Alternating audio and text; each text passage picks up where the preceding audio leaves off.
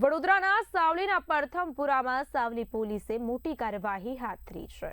પોલીસને મળેલી બાતમીના આધારે પ્રથમપુરા ગામમાં દરોડો પાડવામાં આવ્યો હતો, જેમાં શંકાસ્પદ જ્વલનશીલ પદાર્થનો મોટો જથ્થો ઝડપાયો છે।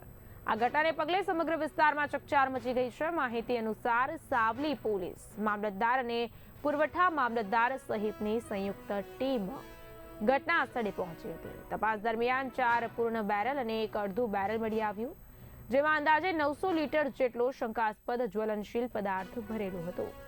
આ જથ્થો ગેરકાયદેસર રીતે સંગ્રહ અને વેચાણ માટે રાખવામાં આવ્યો હોવાની શંકા વ્યક્ત કરાઈ રહી છે।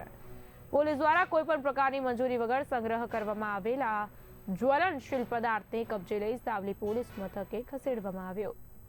સાથે જ મુદ્દામાલના નમૂનાઓ લઈ તેને ફોરેન્સિક લેબોરેટરીમાં તપાસ માટે મોકલવાની તજવીજ હાથ ધરાઈ છે। ફોરેન્સિક રિપોર્ટ આવ્યા બાદ આ મામલે સંડોવાયેલા આરોપીઓ સામે કાયદેસરની કાર્યવાહી હાથ ધરાશે। હાલ સાવલી પોલીસ દ્વારા સમગ્ર મામલે વધુ તપાસ જારી છે।